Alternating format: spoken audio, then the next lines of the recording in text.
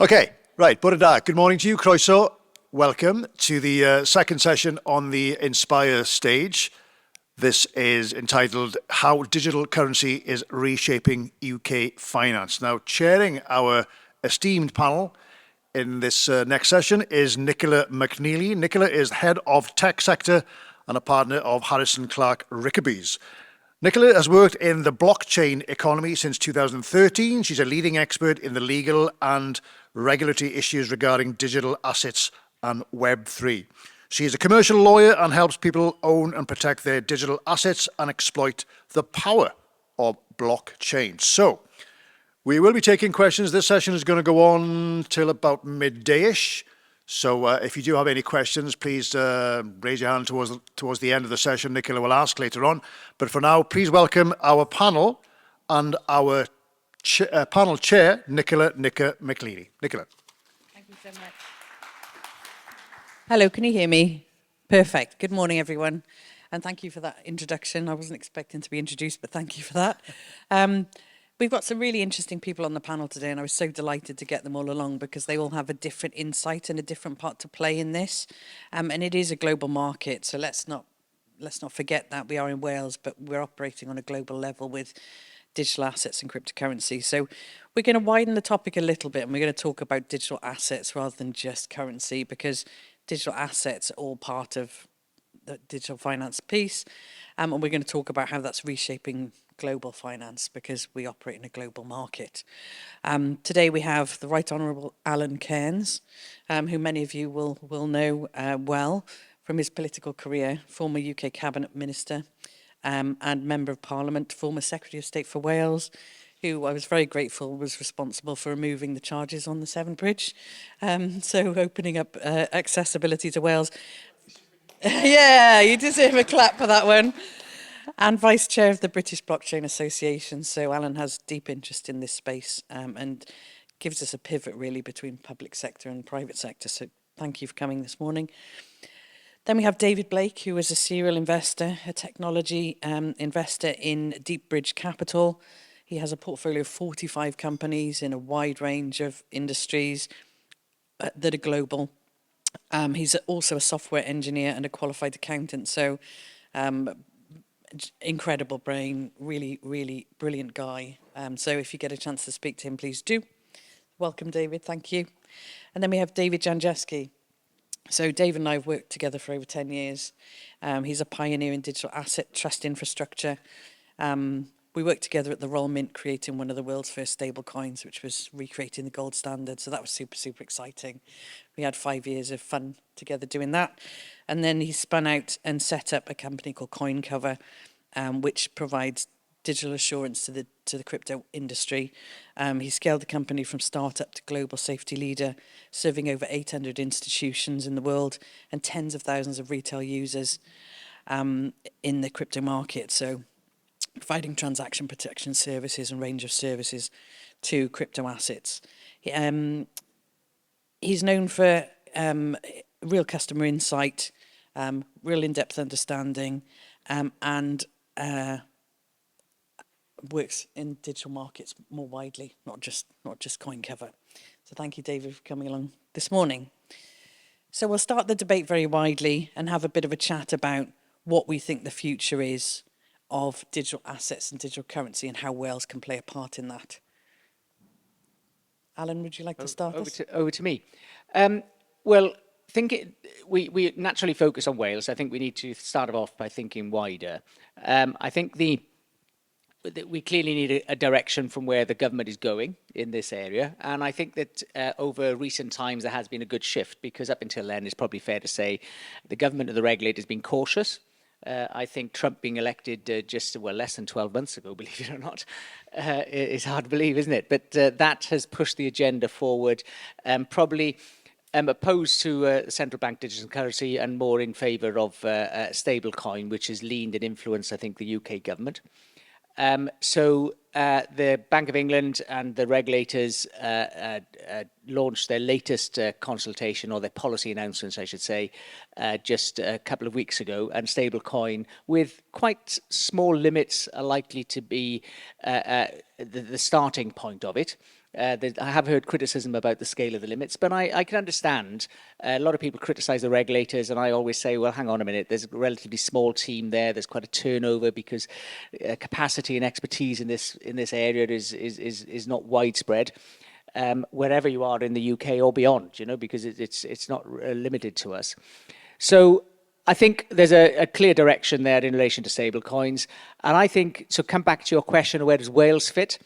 I think it's trying to create an environment where stablecoin interest, education to begin with, interest, knowledge, and then effectively use is probably where Wales could potentially differentiate from other parts of the UK if it wants to. Because if it's seen as a pioneer or an early adopter, then that will attract interest. It'll attract interest in general from other parts of the country. I mean, I was in London yesterday talking at an event, and I understood that Leeds is a city that is seeking to be early adopters there. So if there are parts of the country there where they can do so, I think that's the first. So, and then the second is the property bill, digital assets, is about to receive royal assent. And that now will lead to tokenisation. And I think that has really got an opportunity. And effectively, you get both combined, the stablecoin use and tokenisation coming together, I think creates, and if there is any business here or any Welsh entrepreneur that wants to seize on an opportunity like that, I think that's probably the direction of travel that I think has probably got a deep vein in. Thank you very much, Alan. David, do you want to add anything to that? Thanks, Helen. Good morning, everybody. Nice to see you here. Look, from my perspective, I'm an early stage technology investor, and I think you can think of stable coins in kind of two ways. How am I going to pay for a pint at the pub using a stable coin? Is that going to be likely? And then from my perspective, I'm really thinking about how stable coins are kind of working in the background, how they're kind of underpinning different technologies. And I think, one of the areas I'm particularly interested in would be, presumably you've heard of this thing called agentic AI. It's like a thing that's coming, right? Yeah. It's going to be around how are we going to use our agents to be able to transact online? And are we actually going to be able to use, you're not going to give it permission to use your bank accounts, are you? So it makes sense that you would probably use some sort of digital currency, digital wallet piece that will underpin it. And I think that's an area where there's going to be a lot of movement over the coming years from my perspective. Really interesting, thank you. And David, I know tokenisation and real world assets is one of your favourite topics, so let us know what you think your insight is and where you think that market's going. How long have we got? So I think, look, I feel like Nicola and I have been kind of talking about this for at least a decade. And it's kind of the time is almost now. I'm going to say almost now. I do think so stable coins for me is like, it's almost like a gateway drug because it's kind of easy to understand that, it's a pound on a blockchain versus a pound on a spreadsheet. Okay, it's kind of, I can get that, I can kind of get my head around it, but I still think we're early days. The thing I guess I kind of think about is, for Wales, I kind of think there's a big opportunity because we have enough kind of ability to influence our own policy, not total, but enough ability to influence our own policy at a government level to actually decide to do something that could be material. I mean, everybody probably has heard of the Bristol pound or the Lewis pound, and these things were like the early forerunners of stablecoin, you could argue. And they were done, in a city or in a town and in a region. And to me now, there's this opportunity, but it's not going to be around for very long. The world is going really fast at this digital asset space. And yeah, whether that be stable coins, it's an obvious entry point. Everyone get their head around. Actually, the use cases still have to be figured out a bit there.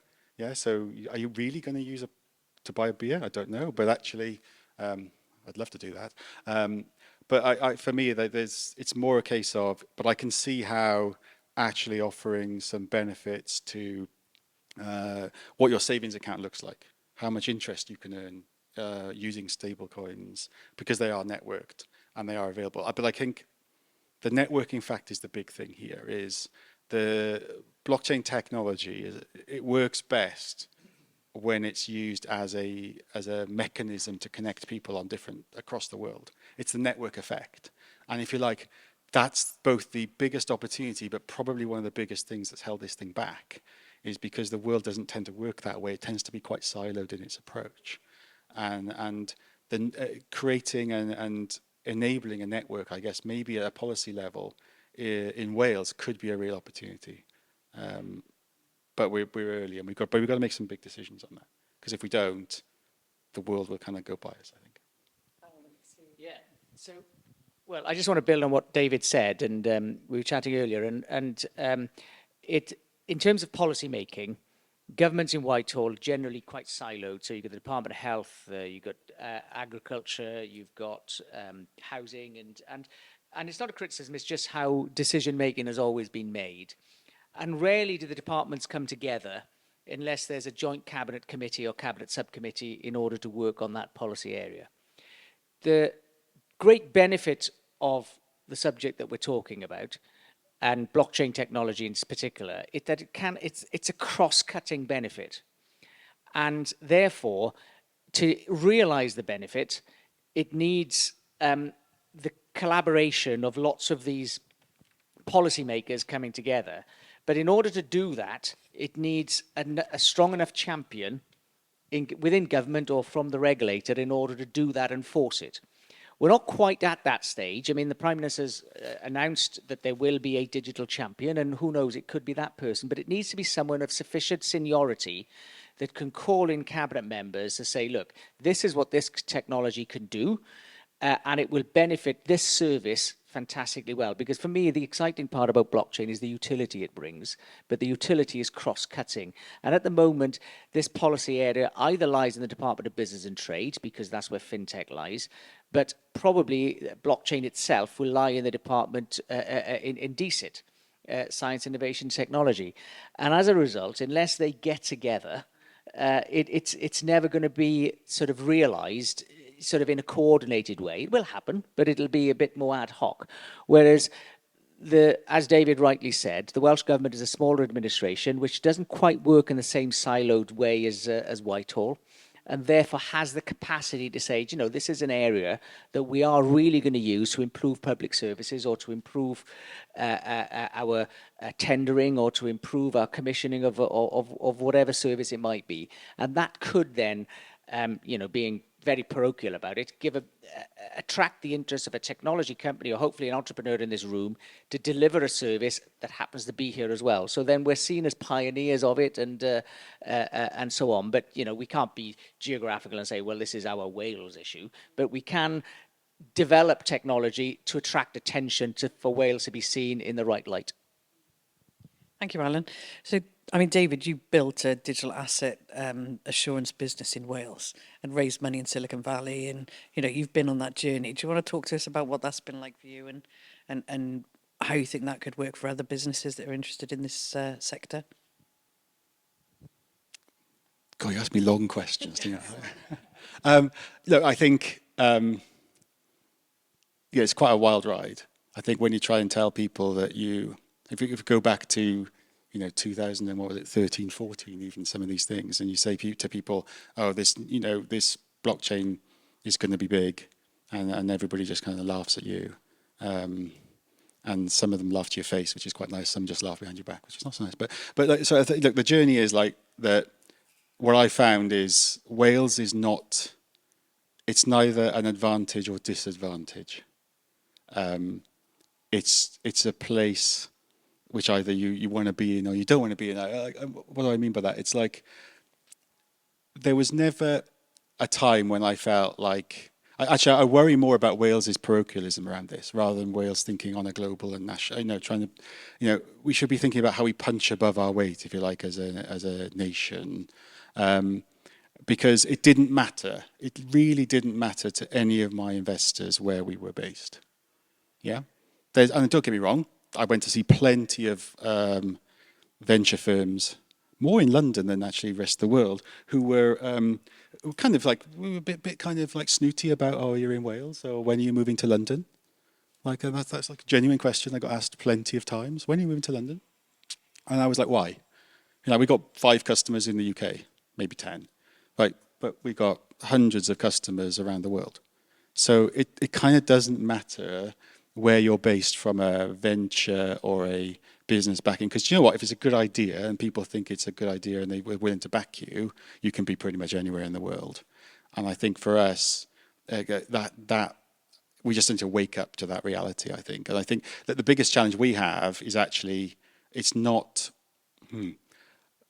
it's finding and retaining talent in the region, right? It's more of a talent challenge than it is a, globalization, reaching out challenge. The world has gone global, hasn't it? Who doesn't do meetings to somebody overseas now where you're on a video conference?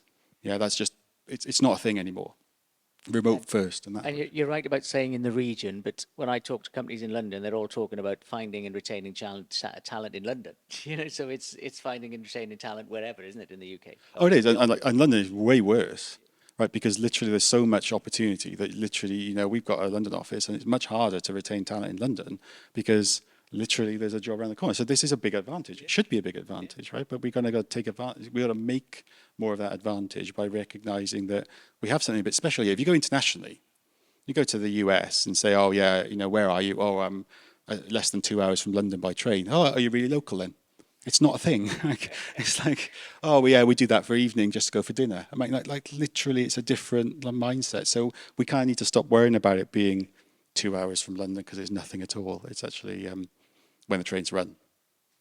Bugbear of mine, but I won't go there. But like the reality is, it's not far, right? And I think for us, we just need to kind of recognize, I guess, that the opportunity that early talent is here, but it gets attracted away. I think, and what can we do to maybe stop that talent having to, in some cases, wanting to in others, but having to move away to get fair value for that talent. And I think that would be a really good outcome, is if we can retain talent because they get as well paid, they get as good a benefits, they get a better, I would argue, a better standard of life somewhere in Wales than they do maybe in London or maybe in even somewhere like Dubai or Singapore, where cost of living is just off the charts by comparison. So. Thank you, David. Great insight. So I just wanted to talk a little bit really about decentralized finance and money and banking systems and interoperability and how all of that is really critical in terms of moving the markets forwards, and whether you've got any insight or thoughts on that industry in particular and where it's moving. Please. Yeah, so I think, again, some different parts to kind of focus on within that. But, ultimately, we're seeing the ability to use blockchain technologies for underpinning tokenization of assets. What does that really mean? Well, this is, for example, taking the NVIDIA share that you might want to own, and instead of it costing 200, you'd be able to buy a fractional share within it. I appreciate that actually in America you can kind of buy fractionals, but in the UK you can't actually do that. And then how that kind of underpins the rest of the ecosystem. For example, there's a 2 to 3 day settlement period that typically happens when somebody purchases a share or not. And actually, when you've got the ability to do this on the blockchain, this can happen in real time. And you think about how that unlocks a huge amount of liquidity within the world's equity markets or within the gilt markets or whatever it might be. But being able to do that, I think we were talking earlier about supply chains, for example, being able to make immediate payments and being able to track them through. Cross-border transfers is another great example. I can buy US dollars at the moment at almost exactly spot rate by doing that through a tokenized coin. At some point, you should be able to then transfer that for nearly zero cost outside of the FX rate, as opposed to using different partners who take their fees and those kind of pieces. So I think this could have a really big impact on how traditional finance happens. The difficult piece within this is traditional finance, and it doesn't really want too much innovation to come and eat its dinner. And then the question is, how do smaller incumbents, or smaller players, start to challenge against these larger incumbents? And I think we see this with, you know, where we're going with the regulations on stablecoins, for example, where we're trying to limit it to £20,000 can be held in any particular stablecoin. And actually, you know, that is a nod, in my mind, that's a nod to the traditional banking institutions to protect them from a big rush of cash coming out coming out of banks and sitting in digital assets, and then forcing them to have to essentially create new business models where they can't actually. So the way the regulations work will expected to work at the moment will be, if you buy a stable coin, you're not going to be able to be paid interest for it, because this would essentially encourage everybody to take the savings out of the traditional system and put it into digital assets, which means there's got to be innovation that's going to happen from the underlying companies. But this is kind of beneficial for larger companies in the first place, who have got the scale to be able to monetize hundreds and thousands or millions of transactions, as opposed to being able to attract customers by offering them a savings interest rate, for example. So it's kind of a bit skewed for traditional players. Would be my view on that. And I wonder if anyone else has a. Do you have a view on that, David? Yes. Of course. Yeah, where to start? I think, look, the new providers the new capabilities are coming. I'm not sure I totally agree with you. I kind of, in the politest possible way, you're wrong. But like, I kind of think I see a lot of the traditional financial institutions like diving to this big time. Like they really, really want to figure this out because they know it's going to get figured out. And actually, they're worried that somebody comes and eats their lunch. So actually, I see them really diving in. And I think, you know, Alan, you touched on it earlier with the like the regulator being like thin on the ground. That is like a biggest problem like the UK has right now. It's like I can't tell you how many people at the FCA I've spoken with who are fantastic people, and you speak to them, and 6 months after they start, they've already been picked off by a private institution to go private because their knowledge of crypto has gone up. It's fantastic, but it's such a problem because it's a problem and an opportunity. Like it's like, you know, Europe has set down its guidance, MiCA regulation around how to regulate crypto assets. The US has just done the same in a big way, fast, dynamic, you'd say. And the UK is kind of still not landed the plane on this. And I think that's amazingly positive actually right now, because it does provide a great opportunity, provided that the UK has enough regulatory resource to figure out the answers to this. But this is what's holding up the big incumbents, because, you know, you've got a multi-billion-dollar business or billion-pound business with multi-billion-dollar, you know, shareholders, and you say, oh, we're going to work on this crypto thing, but it's uncertain, but it puts at risk our license everywhere else. They're going to kind of say, well, we'll just wait until we have a bit more clarity, please, because we're not going to risk our regulatory licenses across the board just for this thing that isn't yet quite there. So I kind of feel like they're ready to pull the trigger on this, but they just need a little bit more guidance. And I would say, and figuring that out as quickly as possible, like there's always, you know, the more and more consultations, I can't remember what it's called, you might know, and there's another one just being launched by the regulator because they really want to get this nailed. But they hit with like 5,000 responses. I was like, oh my God, well, how are you going to? Yeah, and how are you going to deal with 5,000 people with interested views on this? It's like, don't underestimate how much power and support there is for this, and momentum there is. I think the job is don't break the momentum. Like, can I respond? Please. Yeah, I mean that's a really interesting perspective, because obviously from I guess the larger institutions' perspective, they might not want to risk undertaking anything because of the regulatory issues. But equally, I see the more regulation we bring in, the harder it is for startups to be able to innovate around this technology. And, you know, I think one of the things we're seeing at the moment is a rush of that technology out of the UK towards, you know, more friendly regimes where they have the ability to almost go off, build your product, and then work out how to regulate it afterwards, as opposed to, I think, where we're kind of moving to in the UK, which is, and this isn't necessarily saying this is the wrong approach. I mean, the UK's got a very enviable reputation for being a solid, regulated country. But, we see this with the AML and KYC issues that have happened with Coinbase in Ireland recently, where I think, there was an element of build product, work out regulatory concerns afterwards.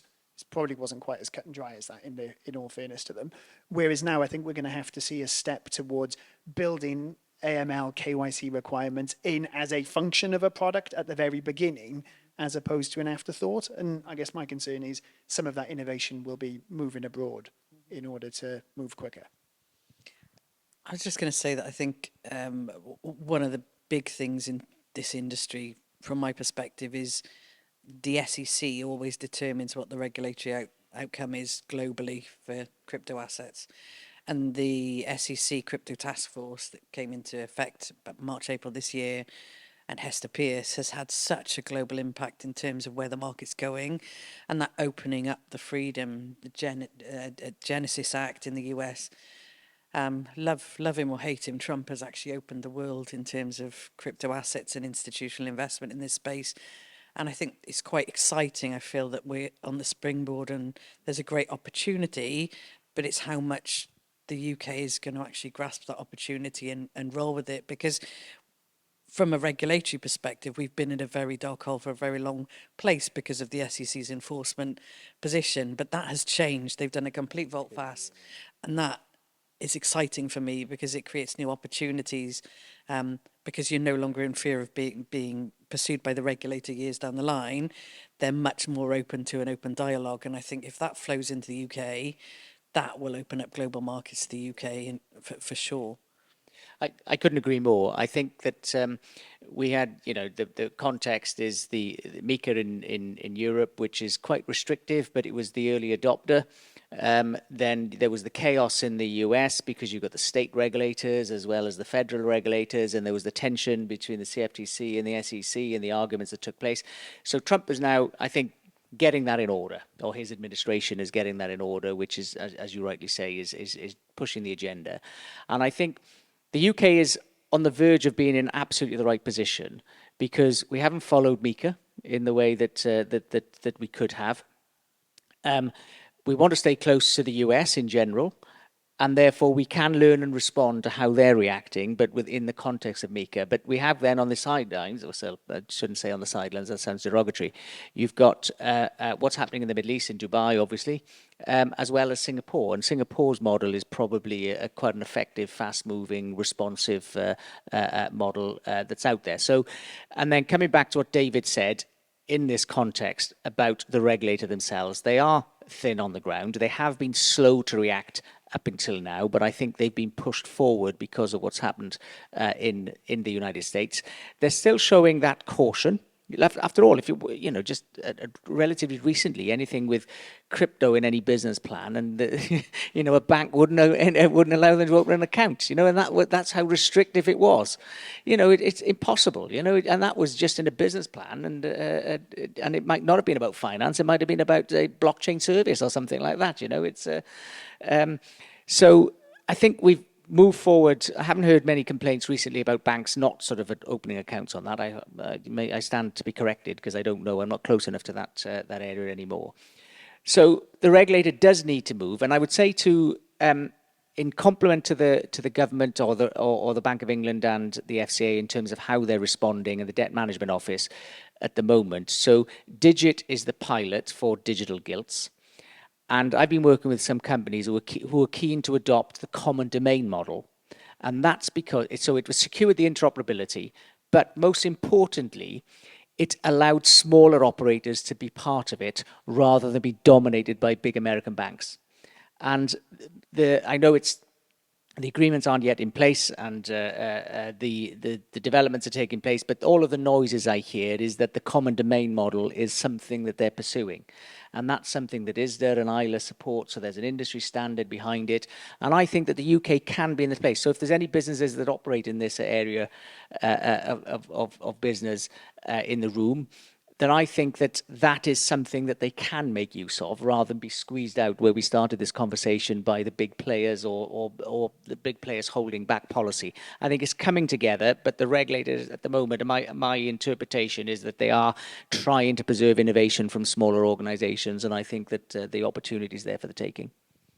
Thank you, Alan. I'm keen to open the floor for questions shortly, but I was just going to pose one question to the panel first, which is whether you've got a takeaway for the room. Have you got a prediction as to where you think the market's going, or is there anything that you think is important if you're in this industry about opening up the market to people who are not crypto natives?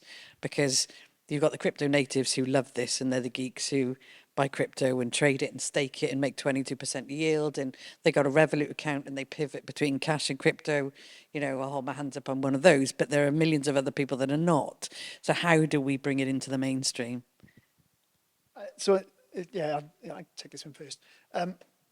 So from my perspective, I think the way this hits mainstream, actually, it's around the parlance and how people describe this. So I guess if we're talking about using stable coins to buy things, I imagine immediately you're all thinking, that sounds quite technical. How am I going to do this? But why? Might be another good question. But in practice, what's going to happen is you're going to just start using apps on your phone that will just do this in the background. You don't need to know that it's a stable coin that's underpinning the transaction. You don't need to know, hopefully at some point you won't have to go onto an exchange in order to get it. It will just work in the way that your normal banking apps will work, but it will be underpinned by this way more efficient and hopefully more beneficial, speedier way to expedite transactions happening between people, hopefully for a lower cost. So hopefully we'll start to see, a lot of these, a lot of the costs that we're spending on banking. If you've got a small business and you're using Stripe, or can I name people? Yeah, whoever it may be, as your gateways on your website, and you're paying 1.5% plus your 20% transactions. Actually, we could be moving to a world where those fees come down rapidly, and you won't even really notice a difference. It would just be pinned in the background. I hope. Although I know Dave raised his eyebrows, so he might have something challenging to say on that one.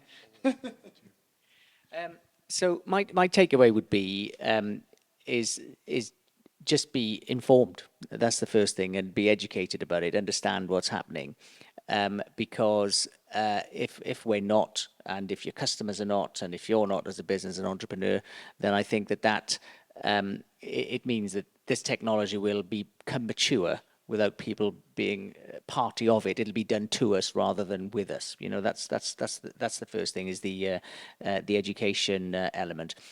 And in terms of then the area I think is probably going to be the most exciting relatively quickly because of the property bill, the digital assets property bill, is tokenization. And both Davids touched on it a bit earlier. And I think that will happen very quickly because of the legislation. Is clear. It sort of clarifies ownership throughout transfers and transactions and so on. And I think that the liquidity and the benefit that will bring, and that can be to big operators, as well as, and we recognise one of the strengths of the UK is the City of London.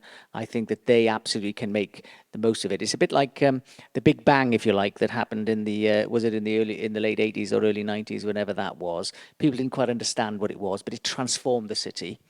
And I think that this is probably maybe a Big Bang 2 or something like that. And so that's what I see tokenization is. And we need to be part of it by understanding it and innovating. How can that possibly apply to my business? How can I potentially raise capital because of it? And there's all of those sort of things that are associated and linked to it. Yeah, I think the guys have answered it pretty well. I would agree with everything they said. For me, there's there's probably 1,000 opportunities to start a business in this market, solving kind of some of the smallest or largest problems that exist. And I think that there is, there's an inevitability. I think we're probably all saying that of this coming to market. But I think that presents a huge net of opportunity for value creation. In some cases, just solving problems. I mean, I built a business out of solving a problem that didn't exist with normal, but existed with blockchain. Right? But there's plenty of other problems that don't exist or haven't got solutions for yet with blockchain technology that could be solved for. And that I think presents, an exciting, very, very exciting horizon. I guess, Nick, I'm actually interested in what you think, because you get to ask all the questions, but I know you know loads about this as well. So don't want to put you on the spot, but we'll put you on the spot. Yeah. So in terms of where the market's going, I think institutional adoption of crypto is coming. Everyone wants to invest in crypto and get exposure to the market. They don't know how to do it. They don't know how to do it safely. So they need to go to the industry to do that. And there are industry players that can help you get that exposure, but do it in a safe way. It's a difficult market to navigate, in trying to manage your wallet and your keys and all of it, and pivoting from crypto across different wallets can be complicated, and it is getting simpler. Privy and Stripe are doing some interesting stuff at the moment. So some of the big players are making it more accessible, but it's still quite difficult. So I think institutional adoption is the way the market's going. I think that will change the face of finance for the future. So watch what's happening in terms of institutions. JP Morgan are going big into this. Goldman Sachs are going big into the industry. So they are getting exposure. They are understanding the investment banks, and the cities and as you say, the US are gaining exposure to this market, and they're upskilling really, really quickly. So I'm watching what's happening on the institutional level. It's exciting because we've been doing it from the ground up, but now we're doing it from the top down. So it's going to be interesting to see how it pans out and how it shapes. But I think it will become more mainstream faster because of institutional adoption. Okay. Any questions in the room? We're excited to see who's here and what views you have, please.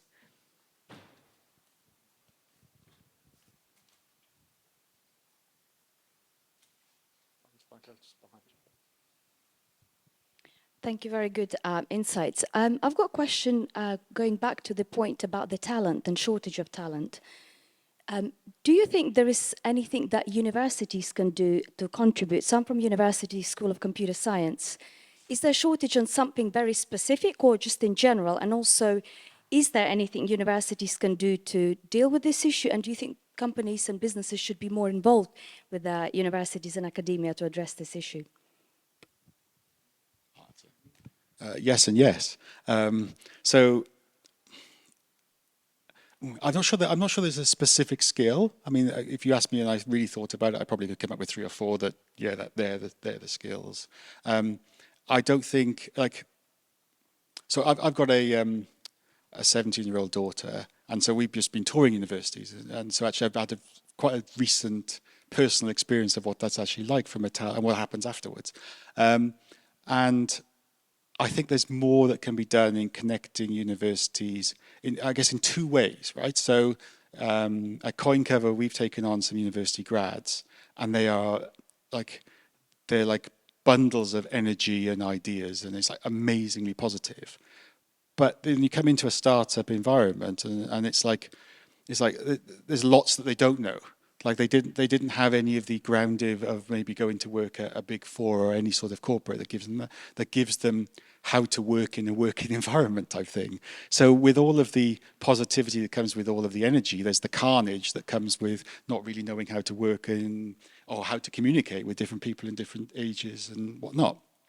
So I think there's a real opportunity maybe to connect a startup environment with maybe a corporate environment whereby there's cross-pollination of those like business skills that both benefit from. And I think graduates then have the opportunity to maybe try both, benefit both types of business, and then find the path that's best for them. Some people will much rather go and work at Deloitte, and some people would much rather go and work at a startup. But actually, both types of businesses gain from having that kind of input early on. And I think something that's more streamlined, I'll call it, or coordinated, that gives that sort of talent the opportunity to move into it. I think there's two things.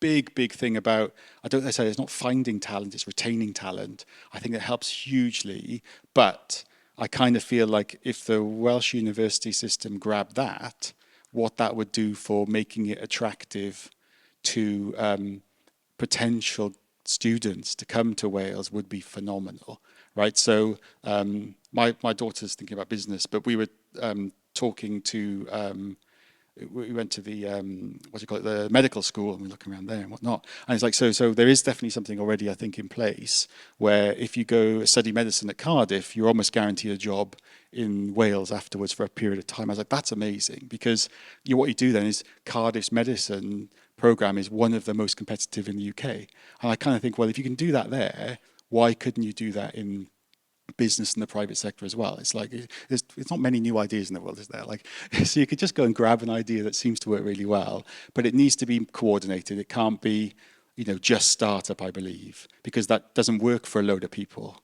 Or it can't just be large corporate. It kind of, find a way to bring the two together, I think would be really empowering.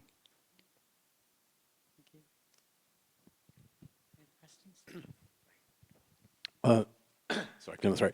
Hello. First, thanks for surfacing such, I think, an important and future-facing matter at this event. Like, I'm with you. This really is coming, and it's bigger than anyone can imagine. It's like that bit of Star Wars where you see the first ship, and you're like, "That's a big ship." Oh no, that's a big ship that follows it. Right? I think it's like that. So I think you're absolutely right about institutions, and that is one end of the sort of gravitational pull of this. But I also think there's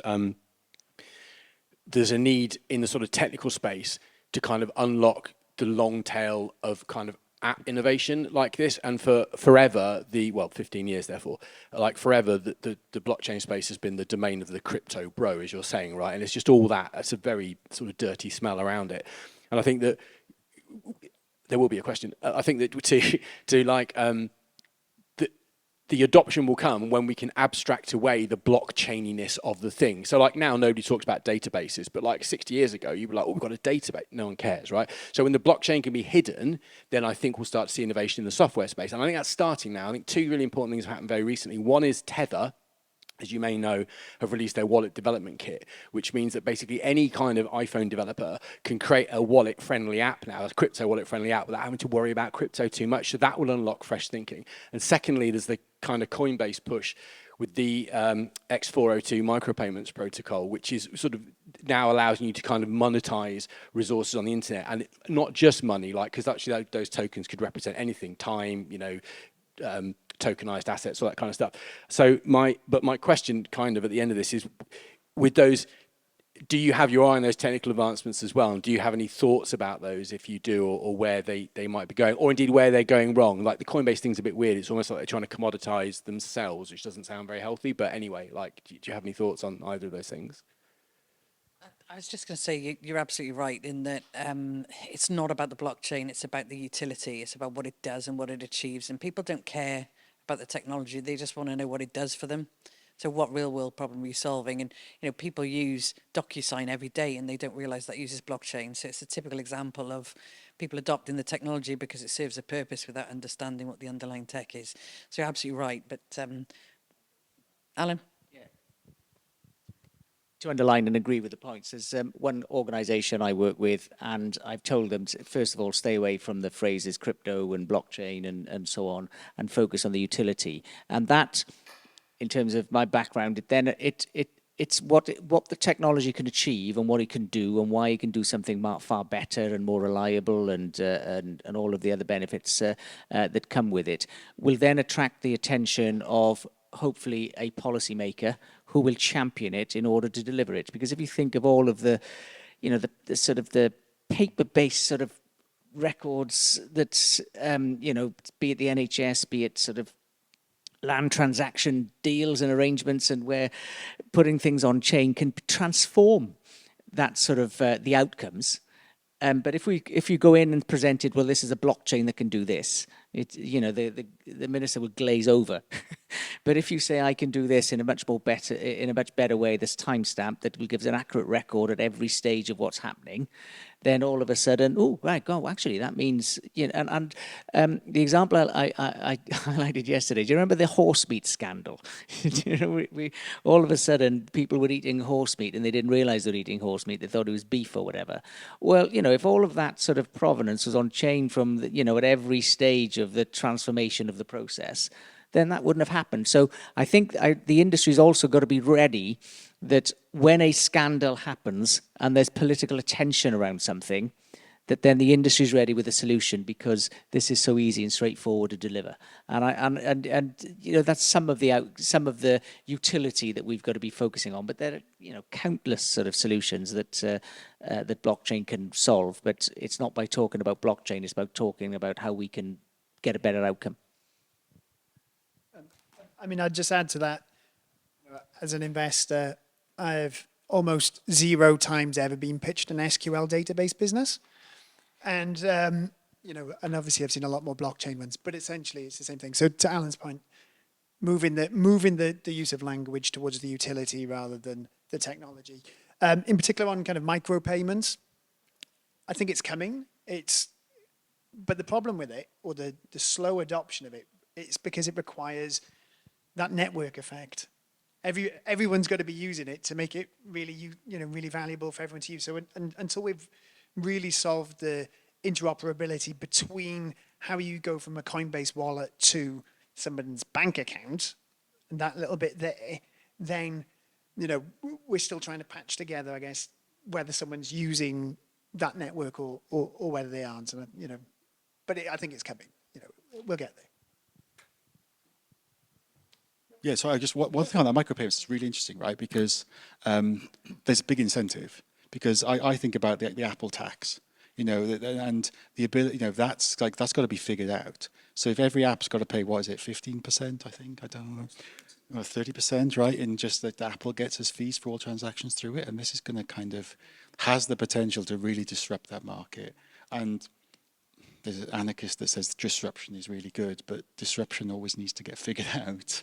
Otherwise, it just is disruptive. So, but yeah, I think and any business, in my opinion, like any business that thinks about trying to eat itself with micropayment, like Coinbase might be trying to do, I kind of think is really cool, because I think they're realizing maybe that what got them here will not get them there. And I kind of think if they're thinking ahead, it doesn't necessarily make sense now. And it might not make sense in the future, by the way, it's a bet. But it might. It might be that they're figuring out that solving tomorrow's problem might kill their business today, but might make them sustainable for the long term. So, I was just going to say, in terms of Tether, I think what they're doing is quite interesting, because by making the technology more accessible, they're opening up the market, so it becomes more like a blockchain as a service, or it's like a SaaS kind of product, and that's how you build out mass adoption. So I think it's quite smart what they're doing there. Okay, Nicola, we're going to have to wind that up there, I'm afraid. It's now midday. Lunch is being served. So thank you so much. A round of applause, please, for our panel. So lunch is now served downstairs till about 2 o'clock, and then we'll be back in this room at 2:15. And the next session is, again, an interesting one. It's female founders and the funding gap. Should be a really interesting conversation. So thank you so much. Diolch yn fawr iawn. Thank you.